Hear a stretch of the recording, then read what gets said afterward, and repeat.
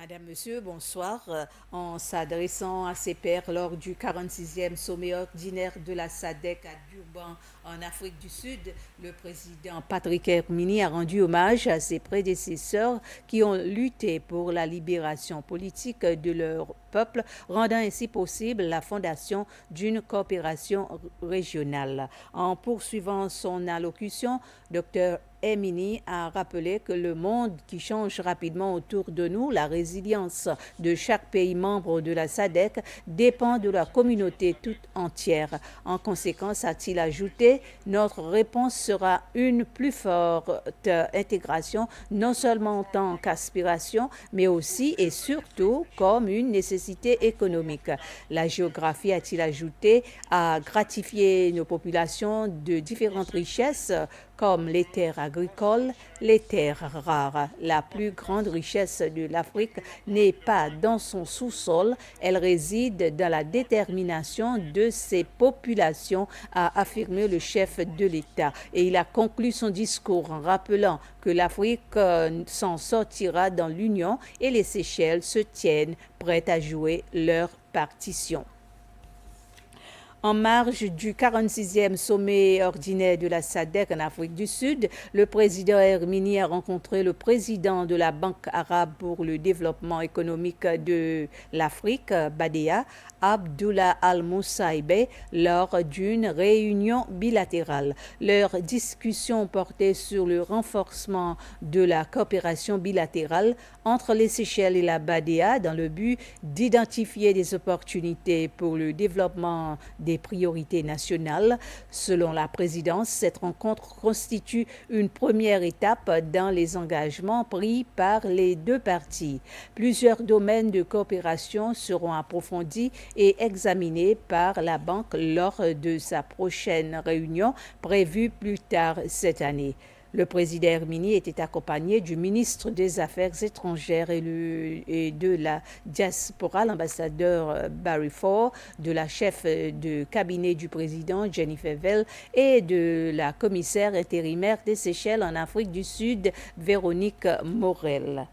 Lors de son séjour en Afrique du Sud, le président Hermini a également participé à une cérémonie de dépôt de la couronne en hommage aux héros de la libération sud-africaine. Ce fut un moment solennel de recueillement et de respect.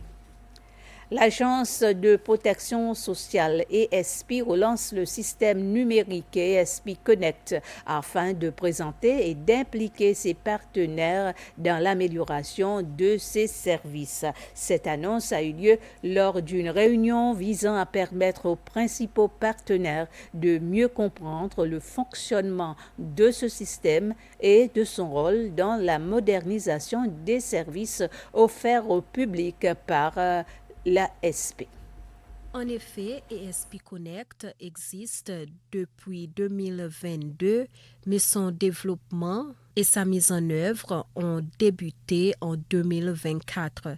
Lors de cette première réunion organisée par l'Agence de protection sociale, ses principaux partenaires ont pu échanger, partager leurs points de vue et obtenir davantage d'informations sur la manière dont le système contribuera à l'amélioration des services de protection sociale.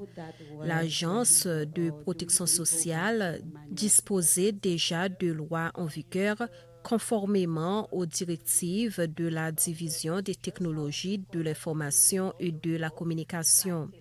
Ce système numérique permettra de mieux protéger les données personnelles du public et d'en renforcer la fiabilité.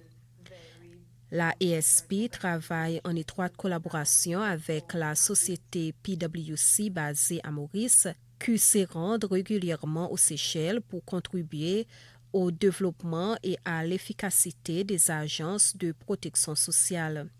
La directrice générale de l'Agence de protection sociale, Roma Edmond, indique que le système compte un peu plus de 20 000 bénéficiaires qui reçoivent les services de la ESP et qu'il facilitera grandement leur démarche. Le ministre de l'Éducation et du Développement des Ressources humaines, David Pierre, et sa délégation ont visité l'Institut de technologie des Seychelles, SIT, à Providence, dans le cadre des réformes éducatives en cours. Lors de cette visite, le ministre a rencontré les hauts responsables du centre de formation professionnelle afin d'examiner les moyens d'améliorer et de moderniser les programmes offerts. L'objectif est de garantir que ces programmes répondent aux exigences du secteur technologique actuel en pleine expansion.